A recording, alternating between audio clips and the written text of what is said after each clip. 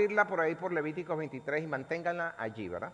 Manténganla por ahí con referencia que más adelante vamos a usar Levíticos 23. Pero ayer sábado 10 de octubre, a las 6 de la tarde, concluyó lo que se conoce como la fiesta de los tabernáculos, que es la última de las 7 fiestas que Dios ordenó se celebraran en su honor. Una fiesta que en nuestro calendario comenzó el día viernes 2 de octubre a las 6 de la tarde, ¿ok? Pero que en el calendario hebreo era el día 15 del mes 7 o el mes de Tishri, ya hemos hablado acerca de eso, y concluyó en el calendario de ellos ayer sábado 22 en el calendario hebreo. Para nosotros fue, ¿qué fue? ¿Qué día fue ayer? 10, 11, 10, ok. Ok, entonces, como ustedes sabrán, es la fiesta más larga, dura 8 días, comienza con un día de reposo y termina con un día de reposo. Y en medio de ellos hay 7 días o 6 días, ¿verdad? Que son de completo gozo, en donde están celebrando, están trayendo sacrificios al Señor. Y si usted lee todo eso que está ahí en Levítico, hay una parte en donde usted dice que el día 1 tenía que traer 13 novillos, y así van 13 novillos, o 13 ovejas, 2 novillos y una vaca, algo así. Y al día siguiente 12 ovejas, 2 novillos, una vaca. Y así iban descendiendo hasta llegar a 7, y al llegar al 7, que era el último día, entonces había una gran celebración. Pero el día siguiente de terminar, el último y gran día de la fiesta, así es lo que dice Juan 7, ese día estaba dedicado para ellos reposar de todas sus actividades, reposar del cansancio que traía la fiesta y dedicarse solamente a dar gracias a Dios por las bendiciones recibidas durante el año que acababa de terminar, ¿verdad? Y celebrar el hecho que Dios les concedía un año más de vida, ¿ok? Y quiero que vean el contraste de esta fiesta de tabernáculos con las otras 2 fiestas que se celebran también en esta temporada, que son Yom Teruah y Yom Kippur. Ya lo hemos estudiado, solamente quiero que vean el contraste. Porque Yom Teruah, que es la fiesta de las trompetas, es el primero del mes 7. Es la única fiesta que comienza el primer día del mes. Todas las demás fiestas caen, que si el día 10, si el día 15, etcétera, etcétera, etcétera. Pero esta cae es el primer día del mes. Y sirve, es como un aviso, es una alerta, es una llamada de atención, ¿verdad?, al pueblo de Dios para que se prepararan, porque en 10 días venía la segunda fiesta, que es Yom Kippur, y Yom Kippur en ese contexto es referido a juicio, es decir, en la tradición judía y también en la palabra, decía que el día 10 del mes 7 era cuando el sacerdote entraba, la única vez que él entraba al lugar santísimo con la sangre de las víctimas y también en nombre suyo y en nombre del pueblo, ¿verdad?, para expiar los pecados del pueblo. Y entonces cuando sonaban las trompetas en la fiesta anterior, Yom Teruah, los judíos entonces agarraban, se preparaban para presentarse 10 días después esperando el veredicto del juez de toda la tierra. Y esos 10 días la pasaban en vilo. Se conocen como los días de terror, porque se la pasaban haciendo reflexión, okay, ¿a quién le robé?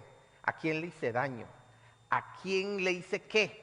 Porque ellos querían que su balanza estuviera por lo menos equilibrada delante de Dios. Porque si al abrirse los libros 10 días después, es decir, el día de la expiación, el día de Yom Kippur, y encontrar que sus balanzas estaban faltos, no solamente el año que viene iban a pasarla mal, es decir, no iban a contar con la bendición de Dios, sino que hasta podían perder la vida en el transcurso de ese nuevo periodo que se abría. ¿Ok? Podían ser, como dice la palabra, ser cortados. Y entonces pasaban esos 10 días pensando, ok, ¿qué hice en este año que no le agrada a Dios? Y entonces pedían perdón, restituían lo robado, hacían una cantidad de cosas, porque eran los 10 días de pavor. Y entonces cuando llegaba el día 10, en lo que llegaba el día 10, y entraba el sacerdote al lugar santísimo, y salía, había un gran respiro en toda la nación.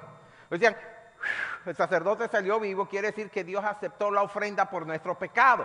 Y empezaba un ambiente de gozo, ¿verdad? ¿Por qué? Porque Dios los había perdonado y les estaba abriendo un año más de vida en donde ellos podían trabajar y prosperar y disfrutar. Entonces ese ambiente de fiesta empezaba a derramarse en medio de ellos, ¿sí? Porque empezaba la fiesta en la cual ellos tenían que peregrinar hacia Jerusalén. Y entonces esos 5 días hacían todos los preparativos, ¿ok?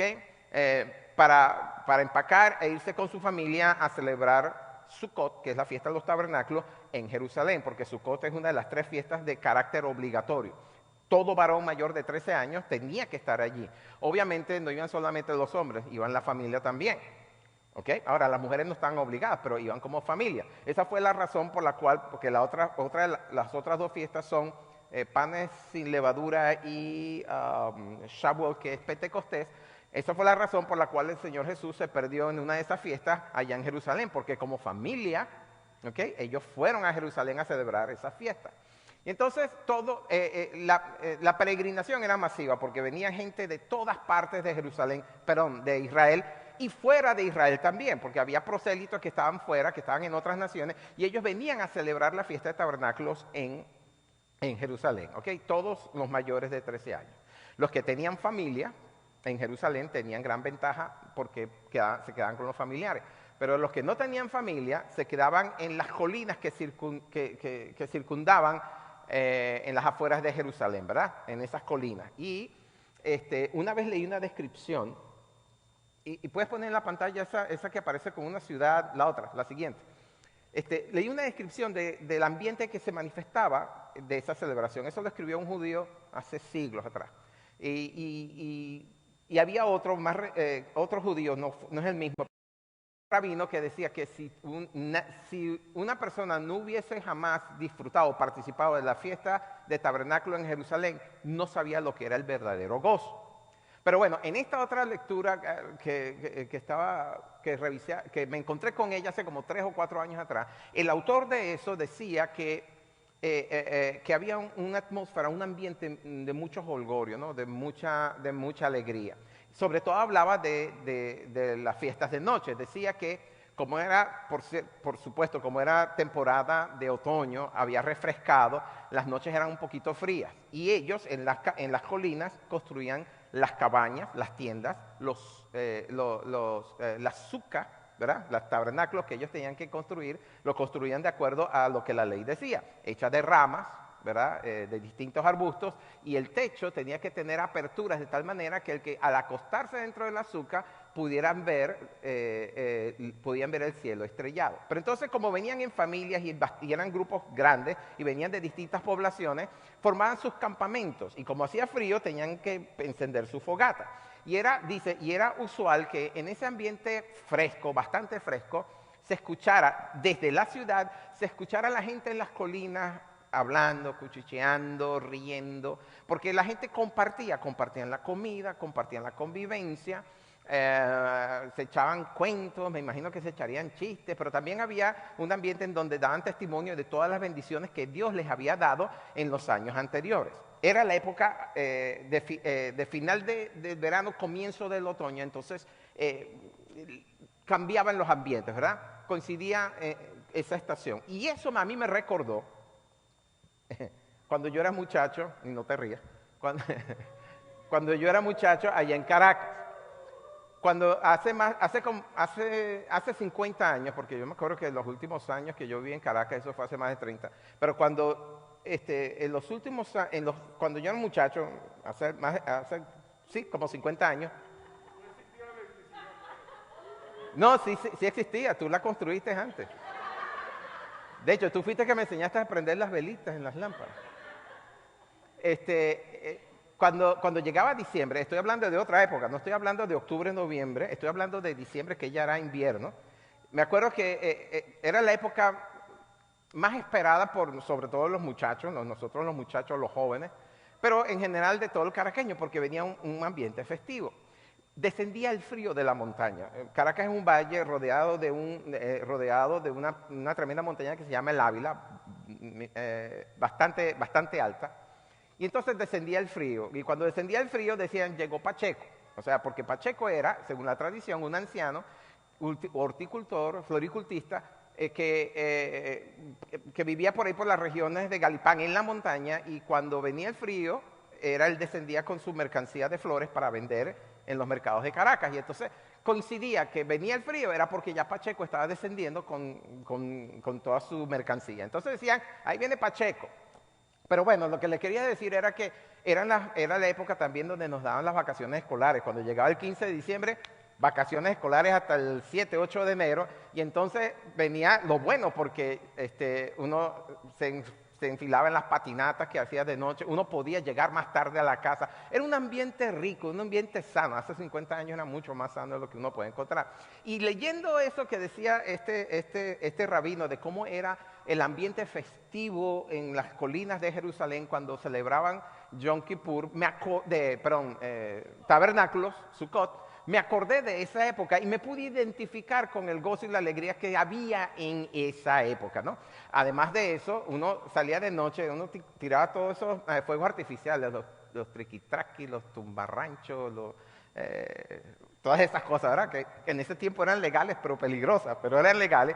Y uno jugaba, y como le digo, las patinatas, y en el Ávila, creo que era el 1 de diciembre, se encendía lo que llaman la Cruz del Ávila. Creo que lo tienes por ahí en la otra pantalla. La Cruz del Ávila, que era imponente, ahí lo tiene. Ese es el Ávila, esa es la ciudad de Caracas, y ahí al 1 de diciembre se encendía esa cruz. Claro, la cruz cristiana, ¿no? Pero ustedes entienden.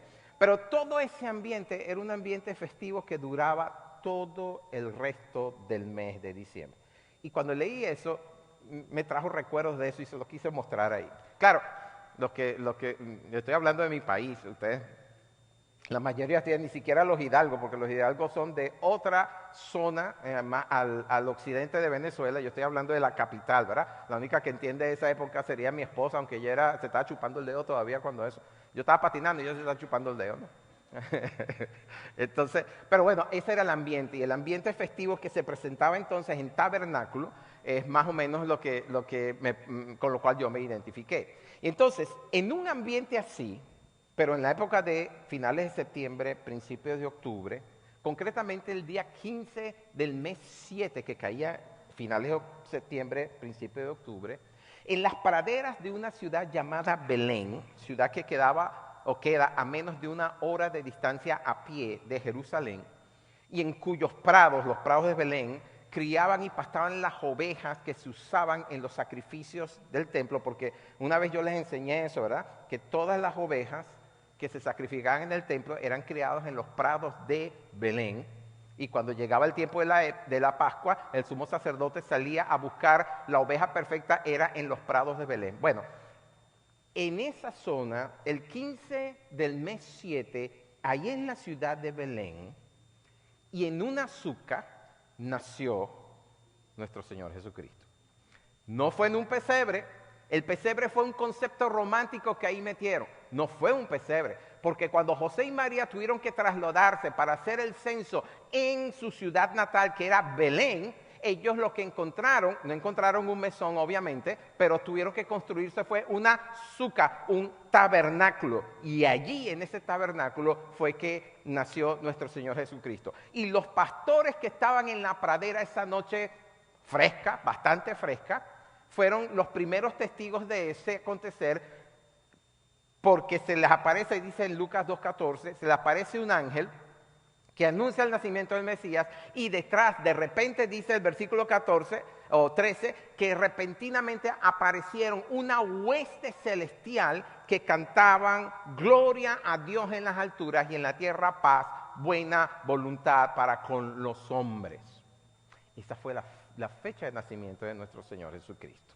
El día 15 del mes 7, y no como tradicionalmente nos lo quisieron ver al cambiar el calendario. Y les voy a decir una cosa rápidamente, nunca antes les había dicho esto de esta forma, pero el calendario que nosotros estamos siguiendo, y escuchen y entiendan lo que les quiero decir con eso.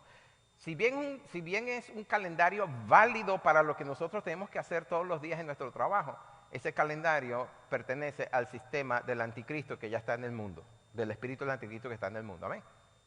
¿Okay? Y ustedes van a ver la diferencia, porque el verdadero calendario, el calendario de Dios, marca fechas importantes en ella, marca eventos importantes en ella, y el espíritu del anticristo que dice Juan, 1 Juan, que ya está en el mundo, lo que nos ha cambiado es el calendario para que nosotros no le prestemos atención al verdadero calendario de Dios. Entonces, en esta fiesta de tabernáculo ocurrió el segundo evento de mayor regocijo que hasta ahora hemos tenido en la historia redentiva de la humanidad, y es que nació nuestro Redentor. Tomó cuerpo, se cumplió la promesa, se encarnó y tabernaculizó, dice Juan 1:14, entre nosotros, y su nombre es Jesús el Cristo. Amén.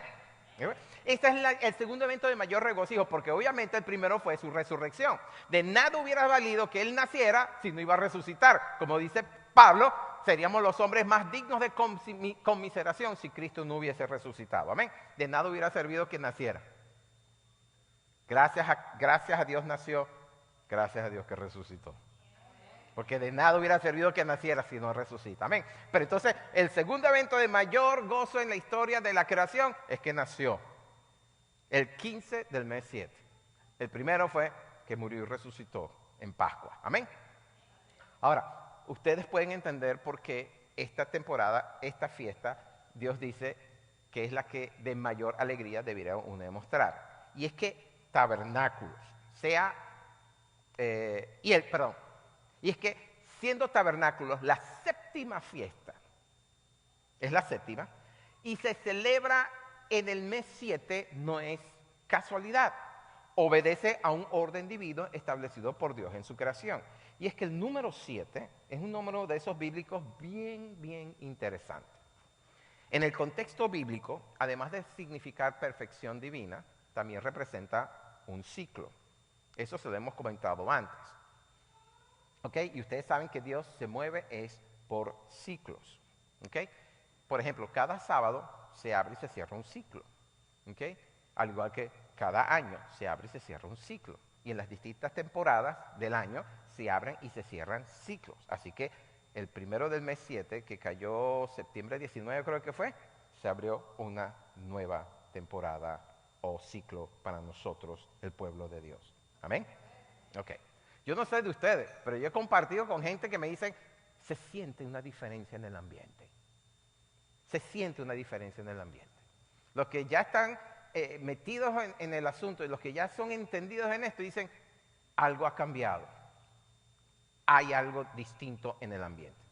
Así que fue por esa razón que, siguiendo la dirección del Señor, el domingo pasado ministramos un rompimiento con situaciones del ciclo pasado, situaciones difíciles, situaciones dolorosas, rompimos con yugos y ataduras que bien podíamos estar arrastrando sin saberlo y llevándolo a cuestas dentro del nuevo ciclo o dentro de la nueva temporada.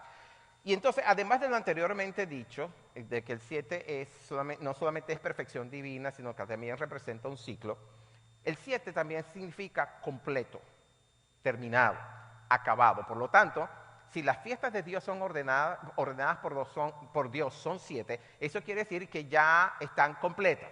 Y que cualquier otra fiesta que se le añada, como la de Hanukkah o la fiesta de Purim, no son ordenadas por Dios, son de tradición humana, son puestas por hombres, se basan en eventos históricos, no necesariamente malos en sí, pero celebran otra cosa, no son las fiestas que Dios ordenó. Por lo tanto, nosotros no tenemos por qué observarlas. Yo sé de hay grupos cristianos que celebran Hanukkah, que lo llaman la fiesta de las luces, eso es en diciembre, pero nosotros no tenemos la obligación de celebrar esa. Tenemos sí que prestarle atención es a las 7 fiestas que Dios ordenó. Ahora, si buscamos en la Biblia, veremos que el 7 aparece por primera vez en el Génesis, en los comienzos, cuando Dios pone su sello a toda la creación que Él hizo en 6 días, le pone el sello y descansa el día 7. Lo llama Shabbat o día de reposo. ¿Ok?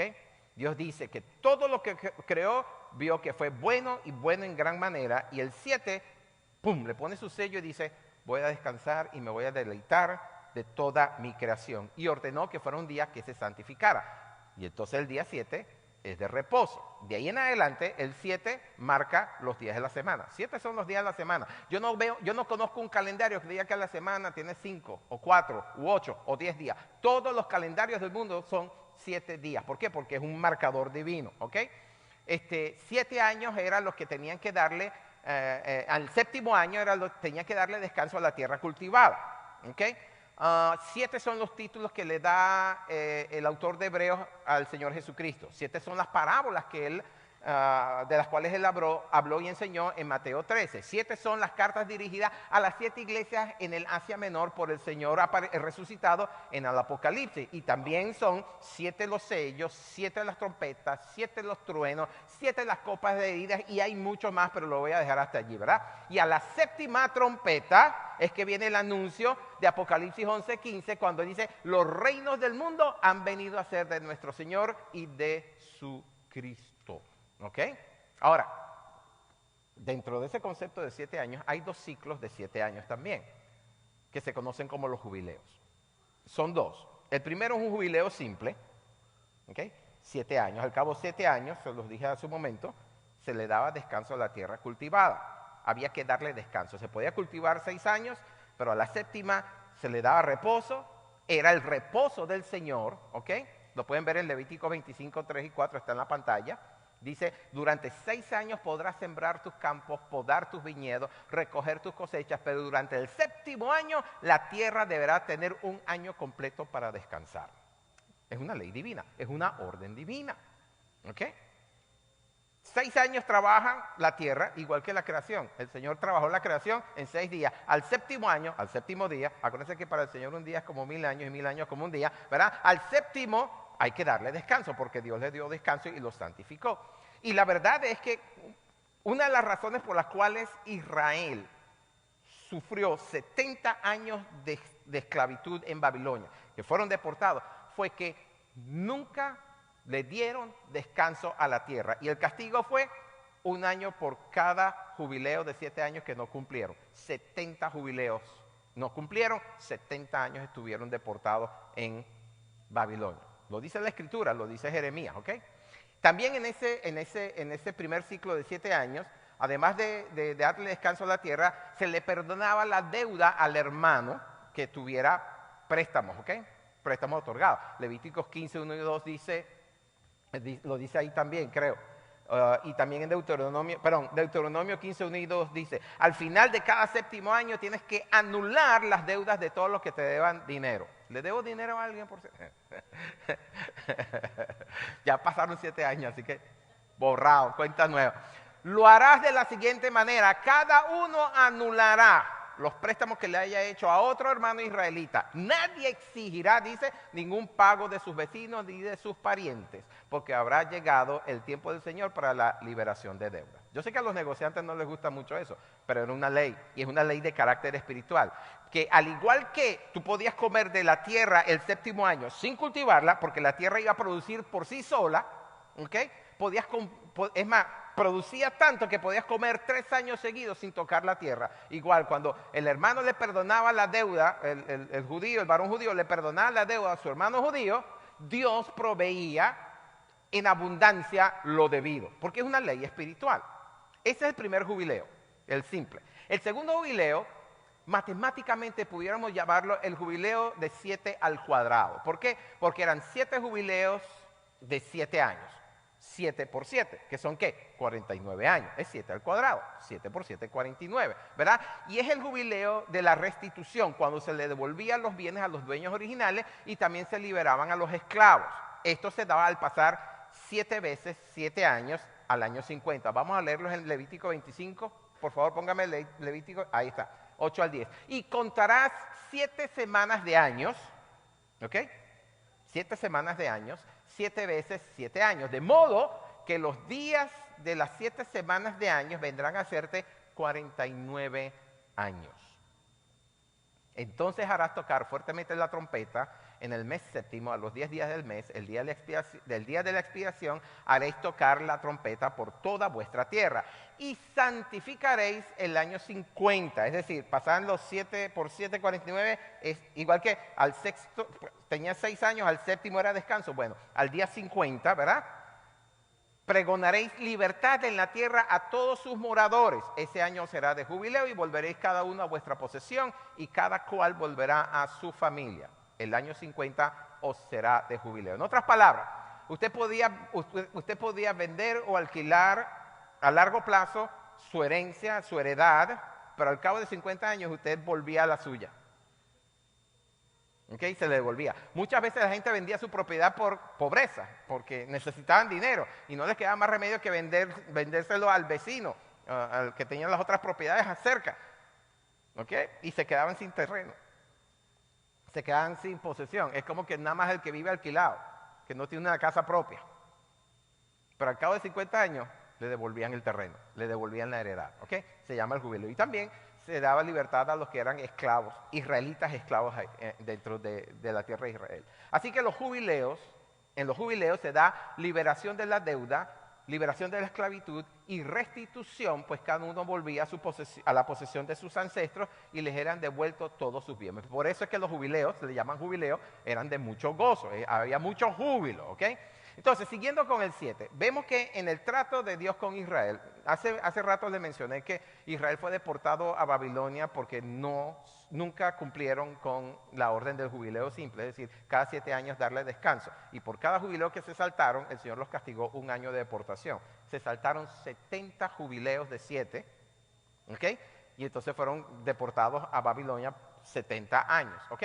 Pero siguiendo con ese, en el trato de Israel, cada vez que ellos caían en apostasía, caían en pecado, Dios los castigaba. Y en la historia de Israel hay 4 grandes periodos que matemáticamente serían 70 veces 7. Ahora, yo digo 70 veces 7 y estoy seguro que a alguien le resuena. Yo he leído eso en la Escritura. Sí, lo han leído en Mateo 18, 22. El Señor está hablando de perdonar al prójimo y Pedro le pregunta, Señor, ¿y hasta cuándo voy a perdonar a mi prójimo? Hasta 7 veces. O sea, buscando una salida, ¿no? Y dice, porque este me las debe, ya van 6, a la séptima no. Y el Señor le dice, no, Pedro, 7 veces no, 70 veces 7. Una vez leí una teoría de que la gente dice 490 años, que es 70 veces 7. Dice, no, escribe 7, 70 veces en una pared y lee ese número. Ese es el perdón que Dios quiere que tú le des, ¿no? Ok. Desde el nacimiento, fíjense estos 4 periodos, los tengo ahí en la pantalla. Desde el nacimiento de Abraham hasta el Éxodo, es decir, que Moisés saca a Israel de Egipto, 490 años, 70 veces 7. Desde ese éxodo hasta la construcción y dedicación del primer templo, que fue el de Salomón, 490 años, 70 veces 7. O sea, están viendo lo importante del 7 allí, ¿verdad? Desde la destrucción del primer templo hasta que Nehemías regresa desde Babilonia para reconstruir los muros, 490 años, 70 veces 7. Y desde que Nehemías reconstruyó el muro hasta la venida de nuestro Señor Jesucristo, su nacimiento, 70 veces 7, 490 años. Y para finalizar con esto del 7, sepan que los espíritus de Dios son 7.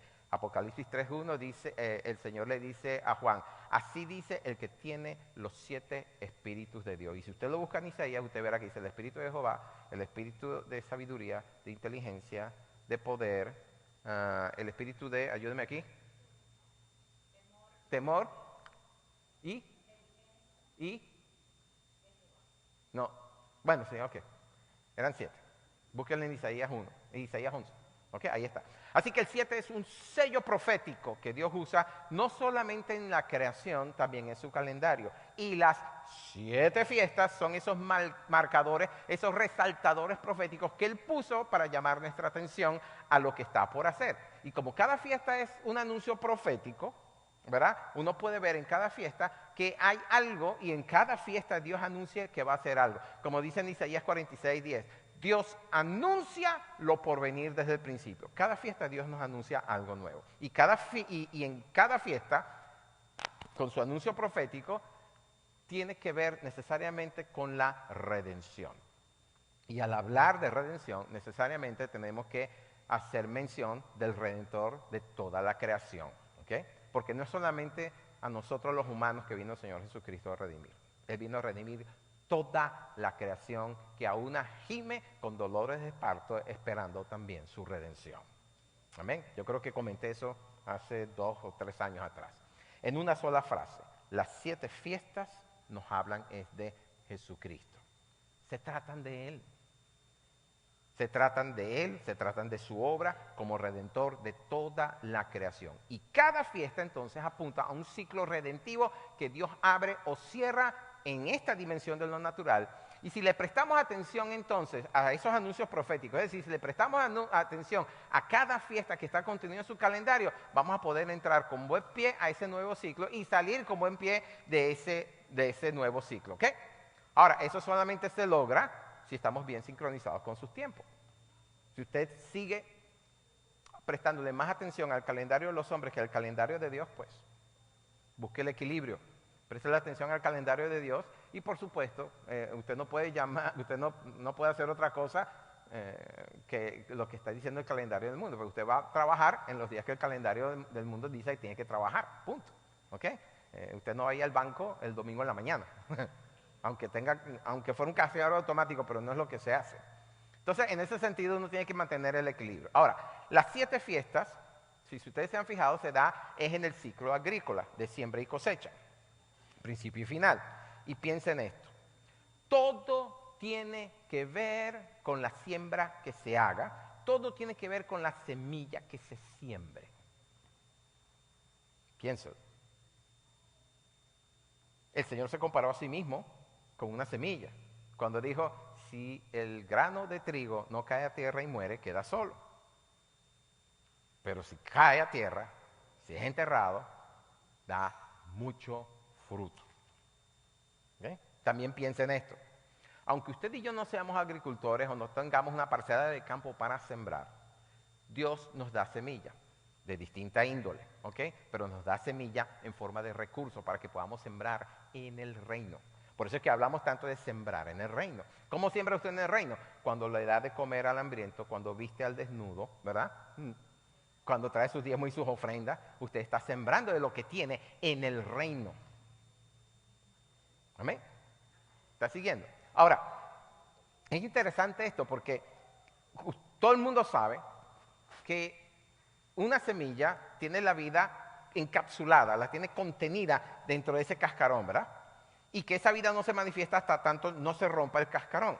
Cuando el Señor Jesucristo se comparó con esa semilla de trigo, piénselo, cuando Él derrama su vida, es decir, cuando Él por fin es crucificado y muere, dice Mateo 27, que cuando Él entrega el Espíritu, dice que hubo un terremoto, las piedras se partieron, el velo del templo se partió, y dice esto, y es un versículo que es impresionante, en Mateo 27 al final dice, y muchos santos que habían dormido, es decir, que habían muerto, resucitaron y salieron de sus tumbas. Y después dice, y se presentaron a sus familiares después de la resurrección de Él. Tanta era la vida que había contenido en esa semilla que era nuestro Creador y Redentor, que cuando Él derrama su vida por su pecado y el mío, los que habían muerto resucitaron y se presentaron como vivos y resucitados a sus familiares del domingo en la mañana, después que Él se manifestó también como resucitado. Entonces, cuando Pablo nos dice, ¿verdad?, que debemos crucificar nuestro yo, ¿qué es lo que nos está diciendo? Que tenemos que morir a nuestras pasiones terrenales. Y cada vez que morimos, algo en nosotros resucita que es del reino. ¿Lo pueden ver? Cada vez que usted le dice no a una pasión de su carne y crucifica su yo, algo resucita en usted. Porque la vida que está en usted contenida empieza a manifestarse. Amén. Dice Pablo en 2 Corintios 9:6 lo siguiente. El que siembra escasamente, y por eso usted ve que hay tanta gente carnal dentro de la iglesia, porque lo que siembran es poco de sí mismo, quiero decir. ¿Ok? Siembran tan poquito que escasamente recogen. Pero entonces usted ve esa gente que está recta con Dios, que están dando fruto en el Espíritu. Se ve la presencia y el carácter de Cristo en ellos. ¿Por qué? Porque siembran abundantemente y van a cosechar abundantemente también. Y yo sé que en ese contexto Pablo está hablando de los bienes materiales, porque en ese contexto él está hablando de lo que se estaba recogiendo para mandar a Jerusalén, que estaba pasando una época de hambre. Pero eso también se aplica en lo espiritual, porque en Gálatas 6:8 él dijo, el que siembra para su carne, de la carne cosechará para corrupción, pero el que siembra para el espíritu, del espíritu cosechará vida eterna. Así que se aplica a todos los ámbitos de nuestra vida personal, ¿verdad? Espiritual, emocional y física. Si usted siembra en el espíritu, va a cosechar fruto espiritual. Si siembra para la carne, va a cosechar corrupción, ¿verdad? Si usted siembra en las emociones de la gente, usted va a recoger eso también. Se lo pongo facilito. Usted quiere amistad. Yo he escuchado a mucha gente que dice que yo no tengo amigos. Bueno, empieza a sembrar amistad para que usted vea cuántos amigos tiene. Empieza a sembrar en amistad y va a terminar cantando, yo quiero tener 1 millón de... ¿Quiere tener 1 millón de amigos? Bueno, siembren 1 millón de personas. Se lo pueden decir a Roberto Carlos, el que cantaba esa canción. No sé, alguien ahí canta esa canción. Yo quiero tener 1 millón de amigos. Bueno, siembren 1 millón de personas. Usted va a tener 1 millón de amigos. Usted quiere tener bastante cariño, pues siembre amor, es la única manera, pero amor de Dios, ¿ok? No se confunda. Amor de Dios. Siembre amor de Dios, usted va a recoger amor de la gente, ¿verdad? Pero si usted en cambio siembra enojo, si siembra odio, ¿qué es lo que va a cosechar? Rencores, amarguras, dolores, contiendas. Si siembra chisme, ¿qué es lo que va a cosechar? Ajá, ustedes saben, ¿verdad? Se han sembrado. Ay, miren cómo caen, ¿ah? Uf, hablan de su cosecha, pero abiertamente. ¿Ok? Entonces, nuevamente, si usted siembra en el Espíritu, ¿y qué es lo que se siembra en el Espíritu? ¿Ok? La cosecha es amor, gozo, paz, paciencia, benignidad, bondad, fe, mansedumbre, templanza. Ahora, eso no quiere decir que usted no va a tener oposición. Eso no quiere decir que usted no va a tener enemigos en este mundo caído. Bueno, estamos en los tiempos finales. Dice que al final de los tiempos el Señor Jesucristo dice que la maldad se aumentará en extremo y el amor de muchos se enfriará. Entonces usted puede estar haciendo todas las cosas correctas y está caminando en Dios como debe ser y está sembrando, pero siempre habrá el que le tenga envidia. Por mucho amor que usted le siembre. Por mucho bien que usted haga, siempre habrá quien ande con la puñalada trapera. Y hay quienes los lanzan con liguitas, ¿sabe? Pero usted sigue haciendo lo que tiene que hacer, siempre en el Espíritu, ¿verdad? Porque contra tales cosas no hay ley. Entonces, para resumir rápidamente el significado espiritual de estas 3 fiestas de otoño, y lo tengo ahí en la pantalla, y para que vean, estas 3 últimas fiestas, todavía, el cumplimiento profético en sí todavía no se ha cumplido. Se van a cumplir cuando venga por segunda vez el Señor Jesucristo. Pero véanlo resumido. Yom Teruah es una llamada al arrepentimiento. ¿Okay? La trompeta es una llamada de atención para que te arrepientas. ¿Sí? Yom Kippur es un acto de redención. Y como bien lo enseñó mi esposa hace 2 domingos, creo, ese es el trabajo del sumo sacerdote. ¿Okay? En Yom Kippur el sumo sacerdote es el que lleva, prepara el sacrificio, mata a las víctimas, lleva la sangre dentro del tabernáculo, ¿verdad? Dentro del lugar santísimo y con el riesgo de que si no está en correcta relación, él tampoco sale. Por eso es que les ataban una cuerdita en el tobillo con unas campanillas. Si pasaba más de 5 minutos y no se unía la campanilla, lo sacaban jalado y arrastrado. ¿Okay? Y Sukkot, que es tabernáculos, es un tiempo de regocijo, de estar verdaderamente alegre. Vamos a Levíticos 23. ¿Se acuerdan que al principio les dije que buscaran Levíticos 23 y lo tuvieran como referencia? Ahí es donde aparece, ¿verdad? Más ampliado lo que dice el Señor acerca de esta fiesta. Y ahí está en la pantalla, pero en Nueva Traducción Viviente, dice, el Señor le dijo a Moisés, da las siguientes instrucciones al pueblo de Israel. Ahora, ¿cuántos de ustedes son parte de la Israel espiritual? Dice Pablo en Romanos, nosotros somos injertos, hemos sido injertados dentro de la vida original, ¿ok? Que es Israel, ¿ok? Entonces, estas instrucciones son ¿para quién? Para nosotros. Empieza a celebrar el Festival de las Enramadas, ese es otro nombre que recibe el tabernáculo, el día 15 del mes señalado, que es el mes 7, 5 días después del día del perdón, del día del perdón. Ahora, tú no vas a poder disfrutar, no vas a poder celebrar una fiesta con mucha alegría si primero no sabes que estás perdonado, ¿cierto? Entonces, 5 días después del día del perdón, es decir, fuiste perdonado, sobreviviste y te espera un buen año por delante, puedes comenzar a celebrar la fiesta de los tabernáculos. Este festival, en honor al Señor, durará 7 días. El primer día del festival deberás proclamar un día oficial de Asamblea Santa en el cual no harás ningún trabajo habitual. Durante 7 días presentarás ofrendas especiales al Señor. El 8º día, ven que son 8, esta es la única fiesta que tiene un añadido, ¿verdad? Y 8, que es 7 más 1, implica abundancia, sobreabunda, ¿ok? Sobreabunda. El 8º día es otro día santo en el que presentarás tus ofrendas especiales al Señor. Será una ocasión solemne, en ese día no se permite ningún trabajo habitual. Voy a saltar los versículos 37 y 38, que hablan es de traer las ofrendas y los holocaustos y los sacrificios y las libaciones que comienzan allí, ¿verdad? Hablan de primero 13 becerros, 2 carneros, 14 corderos y después al día siguiente y así van descendiendo hasta llegar a 7. Salto al 39. Recuerda que este festival de 7 días en honor al Señor, el festival de las enramadas, comienza el día 15 del mes establecido después que hayas cosechado todo lo que produce la tierra. El primer y el octavo día del festival serán días para descansar completamente. El primer día recogerás ramas de árboles hermosos, pueden ser hojas de palmera, ramas de árboles frondosos, de sauces que crecen junto a los arroyos. Luego celebra con alegría ante el Señor tu Dios durante 7 días. Deberás celebrar este festival al Señor cada año durante 7 días. Es una ley perpetua.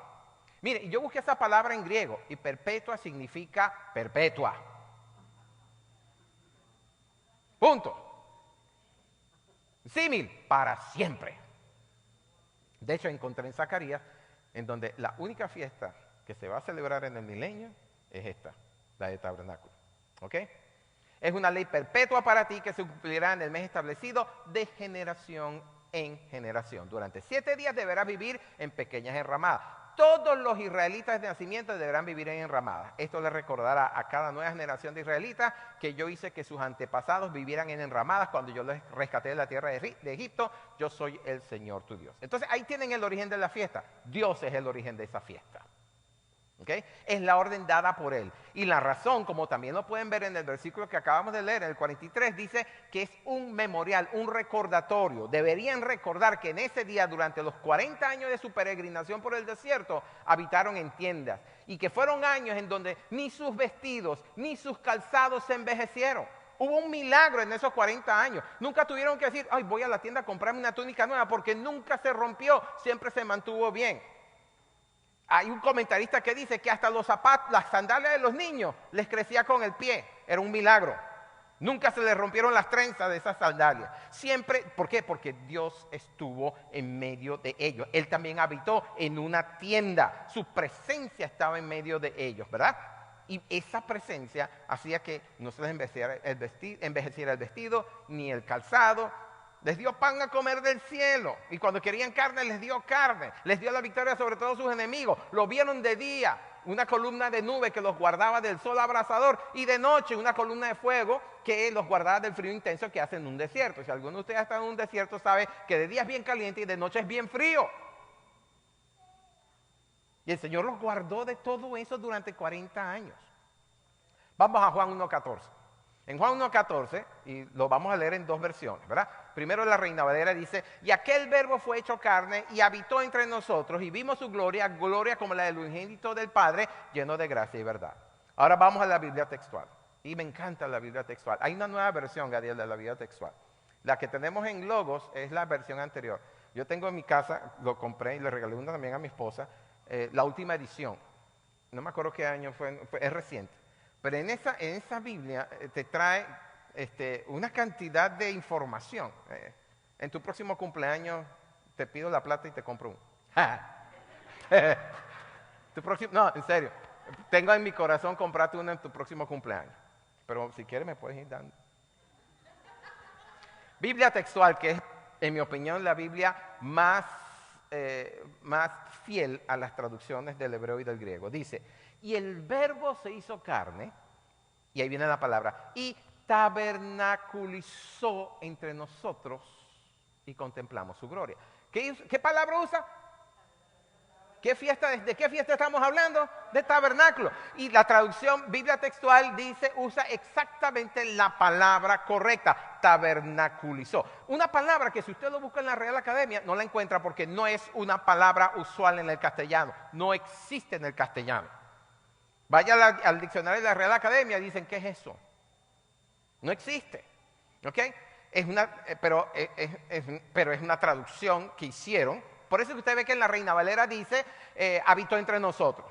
Pero en la Biblia textual encontraron la esencia de la palabra griega, ¿verdad?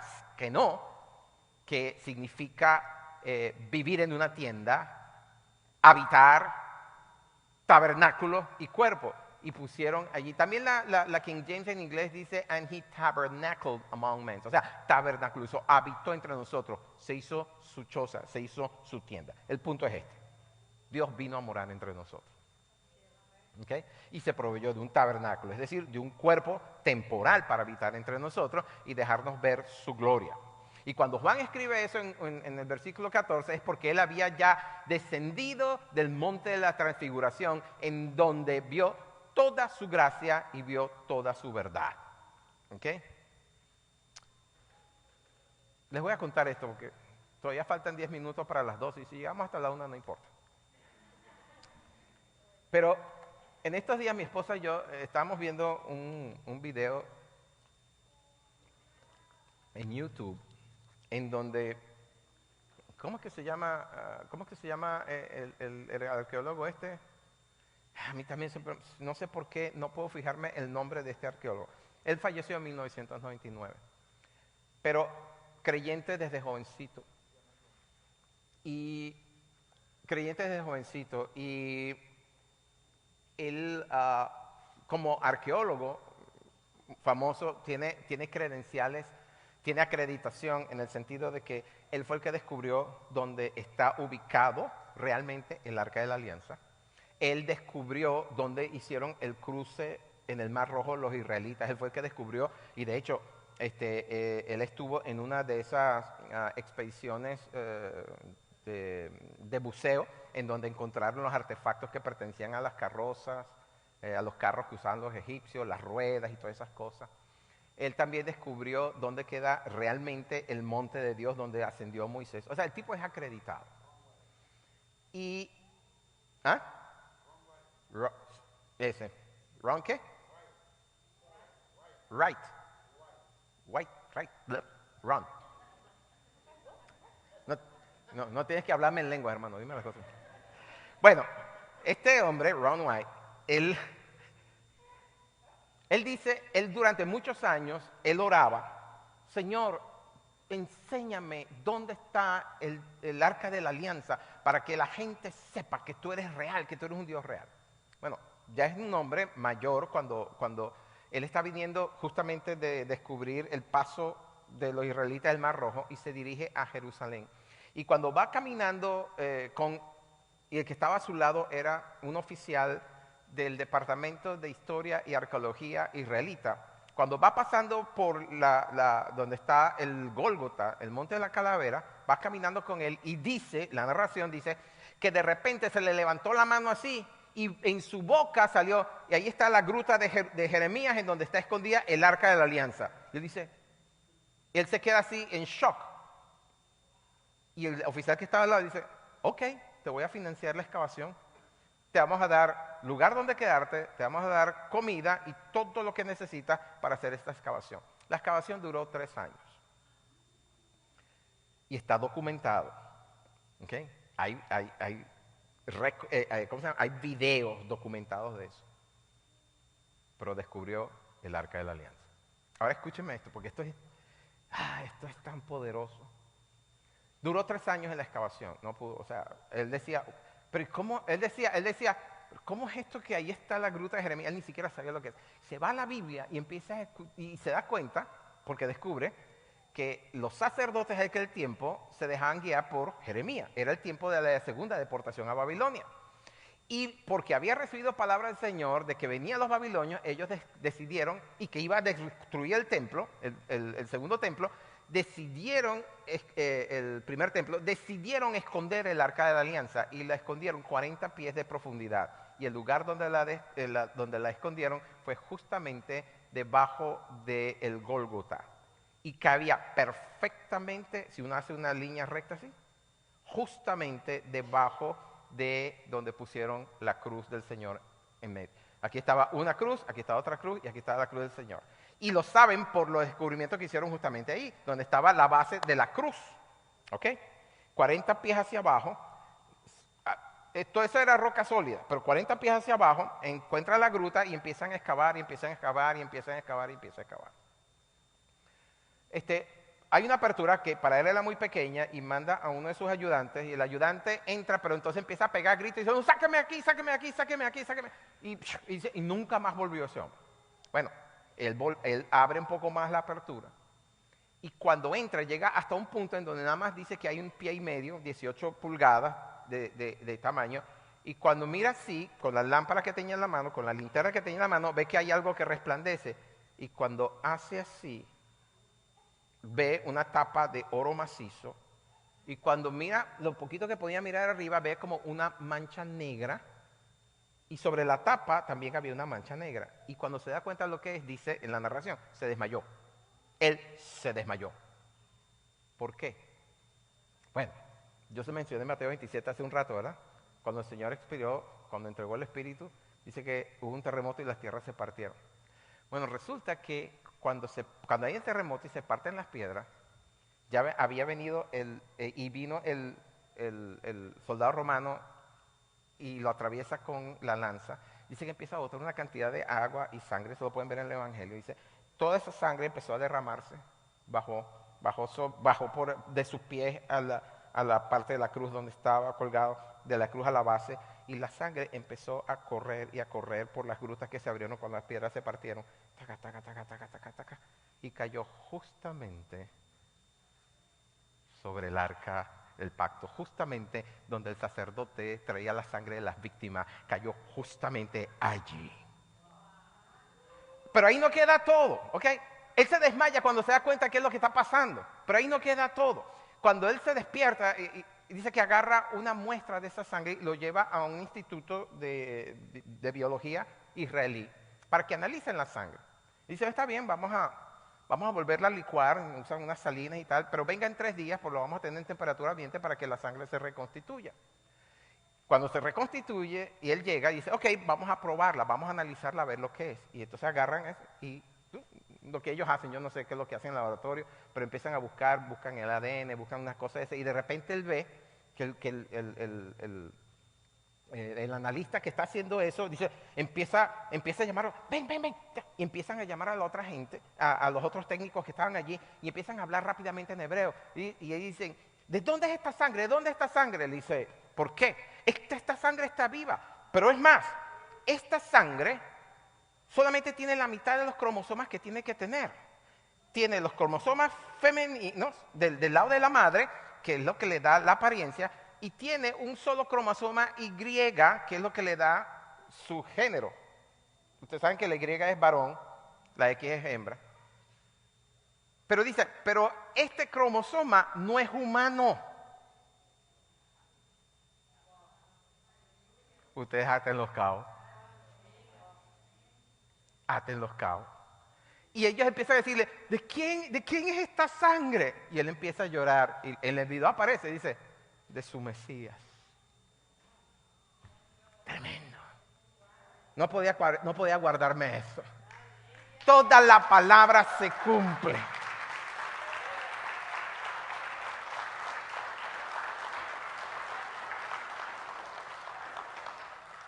Eso se lo tuve que decir, no me lo podía guardar, pero es que estamos en una época, porque es el fin, estamos más cerca del final de los tiempos que nunca, por lo menos 2020 años más cerca del final, ¿verdad? Yo creo que estamos viviendo en los tiempos finales. No es el tiempo final, todavía no es. Hace falta que se den muchas cosas todavía. Pedro dice que el cielo retiene al Señor Jesús hasta que sean restauradas todas las cosas, hasta la restauración de todas las cosas. Y en medio de esa restauración tiene que ser construido el tercer templo, ¿verdad? Tienen que los judíos de alguna manera lograr entrar y empezar a nuevamente presentarle el sacrificio continuo. Eso está en el libro del profeta Daniel. Entonces son señales que todavía se tienen que dar. ¿Cuándo se van a dar? No sé, a lo mejor ni siquiera estamos aquí cuando eso se dé. Pero el punto es que si bien estamos en el último tramo de esta creación, todavía no es el final, ¿ok? No es el día final, pero estamos en el final de los tiempos. Entonces, todo esto se lo estoy diciendo porque cuando el Señor Jesucristo está en el monte de la transfiguración, que es justamente el día de Yom Kippur, se le aparece Moisés y Elías hablando con él. Y dicen algunos comentaristas que ese fue el día en que él fue ungido como sumo sacerdote según la orden de Melquisedec. Y eso calza perfectamente porque a la siguiente Pascua, que fueron 6 meses después, él fue crucificado. Y él solamente podía entrar en ese tabernáculo con su propia sangre. Y al descubrir este video, en donde este arqueólogo que ya pasó a la presencia del Señor, descubre dónde está el arca y ve que la sangre de Cristo Jesús cayó sobre eso, todo calza perfectamente porque el Señor no se podía presentar en el tabernáculo celestial, sino con su propia sangre, después de haber cumplido aquí en el tabernáculo terrenal. Por eso fue que le dijo a María Magdalena, no me toques todavía porque voy subiendo a mi Padre. ¿Con quién voy subiendo? Con la sangre del sacrificio. Pero lo estaba haciendo no solamente como víctima, sino como el sumo sacerdote, que era el único que podía entrar en ese tabernáculo. O sea, todo se había dado como debe ser. Había sido ungido sumo sacerdote en Yom Kippur y en la Pascua siguiente, como sumo sacerdote, él fue la víctima y su sangre cayó justamente sobre el arca del testimonio para remisión de los pecados de todos los que en él creen. Ahora les voy a decir una cosa. Si bien es cierto que las evidencias están saliendo a luz y podemos comprobar científicamente que todas esas cosas son ciertas y verdad, la fe no se basa, nuestra salvación no se basa en evidencias, se basa en fe. ¿Me está escuchando? No se basa en evidencias, se basa en fe. Mire, yo sé de esto porque yo primero creí y después todos los velos se han ido quitando y estamos en una época en donde el Señor está quitando velos y está empezando a sacar a luz revelaciones no ocultas, pero que no eran el tiempo porque la iglesia no estaba lista para recibir este tipo de revelaciones. Y yo creo firmemente que la revelación que nada más se ha dado en los últimos 10 años acerca, y lo he buscado, acerca de las fiestas y los tiempos del Señor, están empezando a salir a la luz justamente porque estamos más cerca del final que antes. Hay mucha gente que dice que el periodo de mayor esplendor en Israel, en la época de oro, dan distintos periodos, inclusive de la humanidad. Por ejemplo, ustedes saben que vimos la era del oscurantismo y después de eso vino la era dorada, el renacimiento y después vino la era industrial y así han pasado. Para mí, la época de mayor esplendor tiene que ver con Juan 1:14, cuando nuestro Señor nació y caminó entre nosotros y mostró su gloria. Estuvo entre nosotros, lo vieron, lo tocaron, lo olieron. Bueno, y si esa temporada fue de esplendor, ¿cuánto más no lo será el milenio? ¿Ah? Otra cosa con Juan 1:14, cuando dice que el Señor vino y tabernaculizó, es que ahí se da cumplimiento a la profecía dada en Isaías 7:14. ¿La conocen? Ahora, fíjense que Isaías 7:14 son 3 7.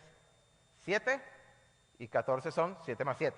Isaías 7:14 son 3 7, Padre, Hijo y Espíritu Santo. ¿Y qué dice ahí? He aquí que la Virgen concebirá y dará a luz un hijo y llamará su nombre Emmanuel, que significa Dios con nosotros. El Hijo del Hombre vino y tabernaculizó y habitó entre nosotros. Es Dios entre nosotros. Así que la época de tabernáculo, que fue en el mes 7, que fue el tiempo donde nació el Señor, fue precedido por un anuncio dado por el sonido de las trompetas el primero de ese mes, Yom Teruah. ¿Ok? Ahora, ¿por qué hay tanto conflicto entre ese calendario y el calendario que se sigue en el mundo entero? Bueno, hay una sola razón. Y esa razón es que los enemigos de Dios, ¿verdad?, el diablo y sus cohortes, han intentado borrar el nombre de Dios de la memoria de los hombres. ¿Y cómo lo hacen? Y entre muchas maneras de hacerlo, una de ellas es borrar las fiestas de Dios. ¿Ok? Pónganlo en la pantalla, por favor. Salmo 74:8. Dijo Juan, en 1 Juan 4:3, que el espíritu del anticristo ya está en el mundo. No la persona del anticristo, porque sabemos también por Tesalonicenses que el anticristo no se va a manifestar hasta tanto no se ha quitado el que lo retiene, y esa es la iglesia, y la iglesia existe porque hay un Espíritu Santo, amén, ¿okay? Una iglesia verdadera es la congregación de los santos llenos del Espíritu Santo, ¿sí? Amén. Y si es quitado el Espíritu Santo es porque son quitados también los creyentes. Pero hasta tanto eso no ocurra, y usted puede llamarlo rapto o como usted quiera, pero hasta tanto eso no ocurra, la persona en carne y hueso del anticristo no se puede manifestar, pero su espíritu está en el mundo. ¿Ok? De hecho, Pablo lo llama el príncipe de la potestad de los aires. ¿Okay? Pero vamos al Salmo 74:8. Dijeron en su corazón, Biblia textual otra vez, Gadiel, eso lo busca en la Reina Valera y no aparece así. Dijeron en su corazón, venid y eliminemos todas las fiestas de Dios de sobre la tierra. En otras palabras, borremos su calendario y vamos a poner el nuestro. Ese calendario gregoriano que hoy dice que es 11 de octubre, es un calendario inspirado por el anticristo, lo creo. Ahora, Dios se vale de eso, ¿ok? No crean que no, Dios se vale de eso y sigue haciendo sus planes porque Dios es soberano. Y no habrá nada que detenga las ruedas de la redención de la humanidad que empezaron a rodar desde Génesis capítulo 3. Entonces, tabernáculos es el tiempo de regocijarse de verdad. Deuteronomio 16:15 dice, y estarás verdaderamente alegre. ¿Saben por qué? Bueno, porque en lo natural comienza una nueva temporada de siembra y de cosecha. Dios te ha bendecido con todo lo demás, ¿verdad? Te ha ido bien en el año y te está garantizando otro año.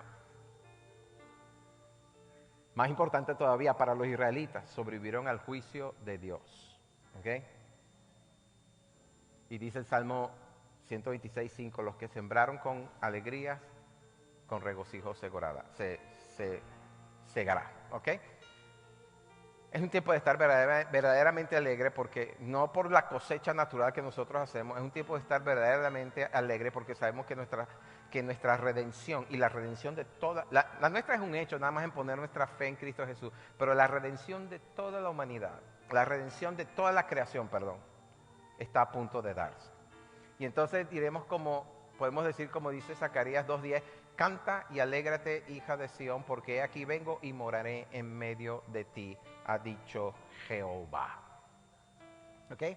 Proféticamente hablando, 5781 o 2021, que está a punto de comenzar, perdón.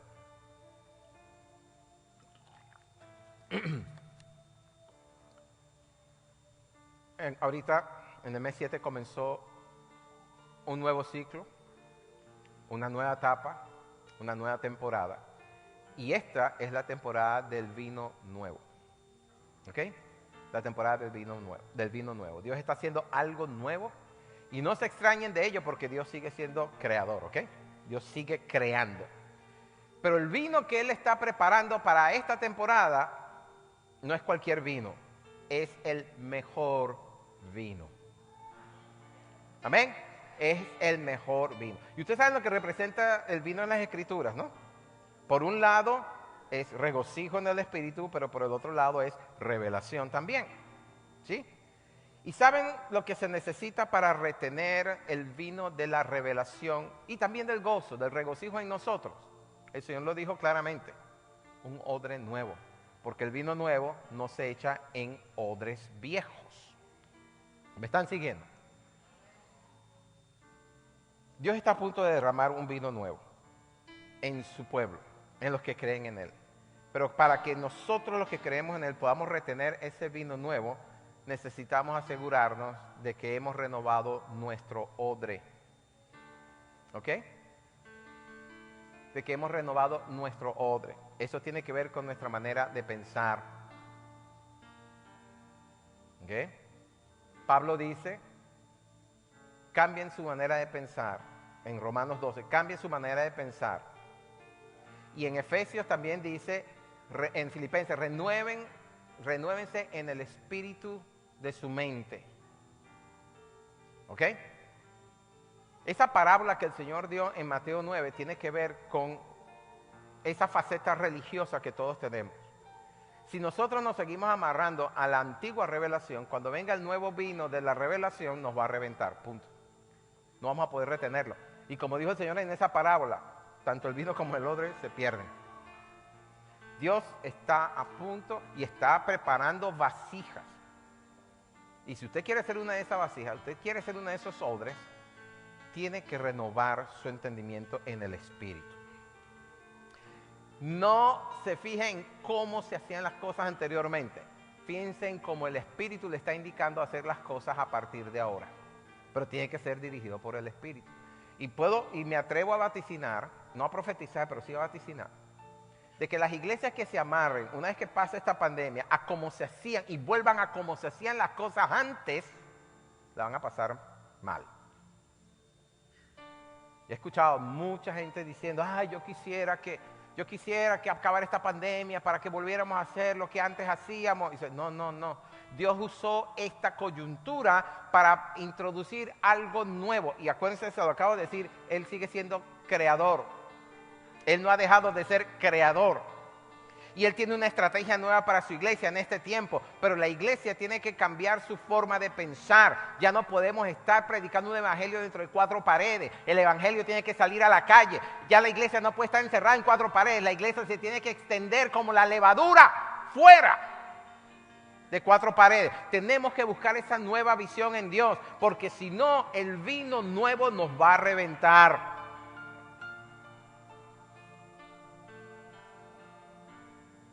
Y usted dice, bueno, eso es para usted, pastor. No, eso es para usted también. En su relación con Dios, usted tiene que evolucionar. Usted no puede estar contento solamente con participar de una oración semanal o venir un domingo a la iglesia e irse a su casa contento. Dios va a estar exigiendo más de usted. Ahora, si usted quiere subir al siguiente nivel, tiene que renovar su manera de pensar. Tiene que cambiar su manera de pensar. Tiene que abrirse al Espíritu y decir, mi Espíritu, ¿sabes qué? No es como yo sé hacer las cosas, es como tú sabes hacerlo, enséñame.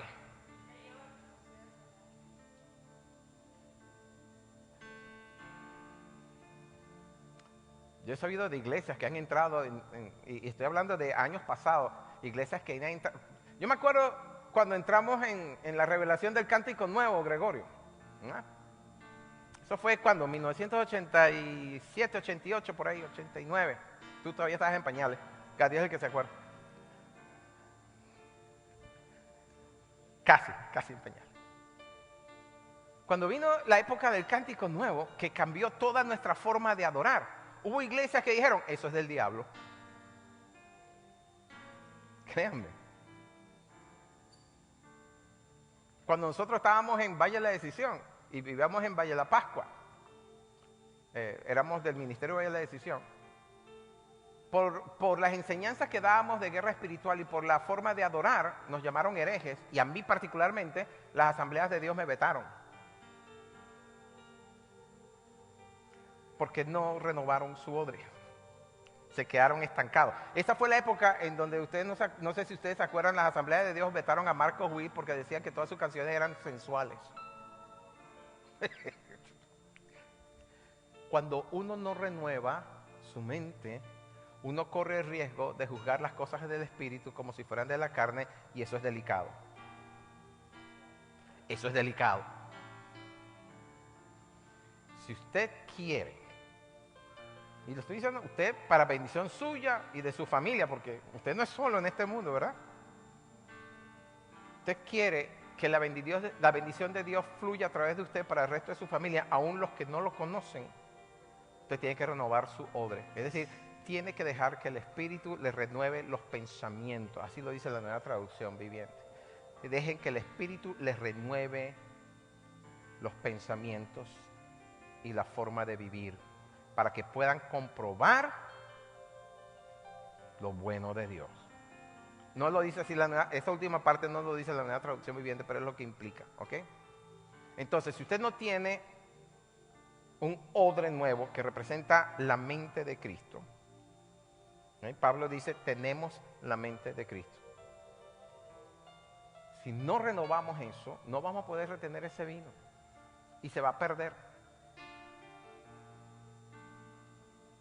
En el último y gran día de la fiesta, y con esto termino, ya no voy a seguir, tengo otras cosas que decir ahí, pero ya no voy a seguir con ello. Pero en el último y gran día de la fiesta, dice Juan 7:37, y esa fiesta era la de tabernáculos. Si ustedes leen un poquito antes, Juan 7:36 dice que el Señor, o antes, Juan 7 y algo, dice que el Señor, los hermanos le dijeron, no vas a subir a la fiesta, y se referían a la fiesta de los tabernáculos, y dice, no, vayan ustedes, yo después subo. Y él sube, pero secretamente. Y lo están buscando, y es que el Señor sabe que lo van a matar, ¿verdad? Pero entonces se manifiesta ahí en Juan 7, se manifiesta y empieza a dar enseñanza en una cosa y algunas cosas, pero dice en el versículo 37, que en el último y gran día de la fiesta, que fue como el día de ayer sábado que pasó, el octavo día, el último y gran día de la fiesta, es decir, el día octavo, Él se levanta en medio de la congregación que estaba en el templo. Me imagino que era en el pórtico de Salomón, esa zona donde estaba. Y da esta declaración: todo el que tenga sed, venga a mí y beba. Y el agua que yo le daré será como un río en su interior que salta para vida eterna.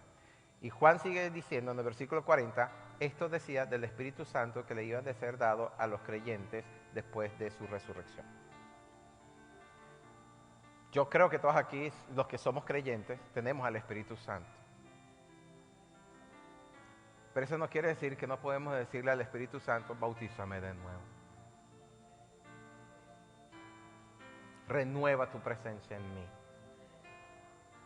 Renuévame. Renueva todo mi ser interior con tu presencia.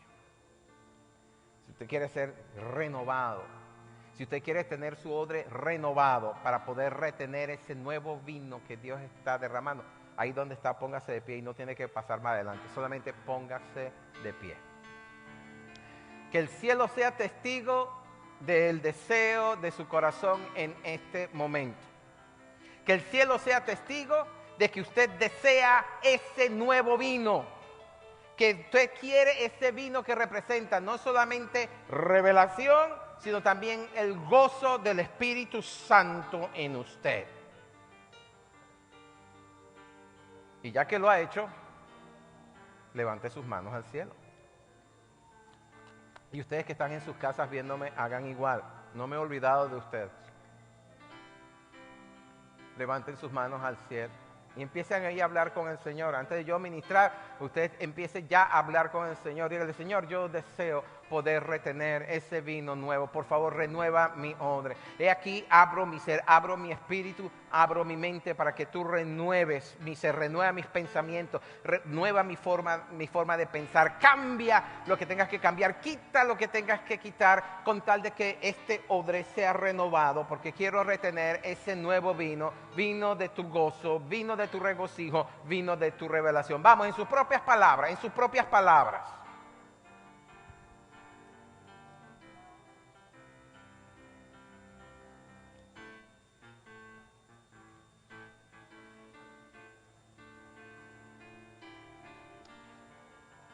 Señor Dios, aquí tienes una congregación de tus hijos que estamos entendiendo, apenas comenzando a entender la revelación que nos estás dando acerca de tus fiestas, de tu calendario y de esta nueva temporada en la cual entramos, que es una temporada de vino nuevo, nueva revelación y de regocijo. Señor, y hemos entendido, con todo lo que se ha dado, Señor, y con todo lo que hemos hablado, Señor, hemos entendido que necesitamos renovar nuestro pensamiento, dejar que nuestra mente sea renovada, que nuestra manera de pensar y de actuar sea renovada por tu Espíritu en nosotros. Y sabes que, Señor, muchos de nosotros lo tenemos como lo hemos dado por sentado, de que el Espíritu Santo está en nosotros y hasta nos hemos olvidado. Actuamos como nunca hubiera pasado. Venimos un domingo al culto, oramos en el nombre de Jesús, pero no nos damos cuenta o no estamos conscientes de que tu Espíritu Santo está en nosotros. Señor, pedimos en esta hora, renueva ese bautismo de tu Espíritu en nosotros, de tal manera que alcancemos esa conciencia de su presencia. Él es el consolador, Él es el que nos tiene que guiar. Que por favor renueve nuestros pensamientos, renueve este odre que somos, que seamos un odre nuevo para que podamos retener ese vino nuevo que estás derramando. Y Padre, como un testimonio delante de esa nube de testigos que nos está observando, ruego, Señor Dios, que ese renovar en el bautismo de tu Espíritu ahora sea poderoso en cada uno de los que están aquí, Señor Dios, y que han abierto su corazón a ser bautizados, Señor. nuevamente en tu espíritu. Señor, si esta tarde o esta noche o en los días que vienen, mediante sueños, visiones o sencillamente una ocurrencia sobrenatural de tu espíritu, Señor, que así sea y se manifieste. Porque nos disponemos, Señor, a ser renovados, porque queremos lo nuevo y queremos hacer tu voluntad en esta nueva etapa conforme a tu diseño. Y lo hacemos en el nombre de Cristo Jesús, nuestro Redentor que vive por siempre y para siempre. Amén. ¿Cuántos le dan un fuerte aplauso al Señor?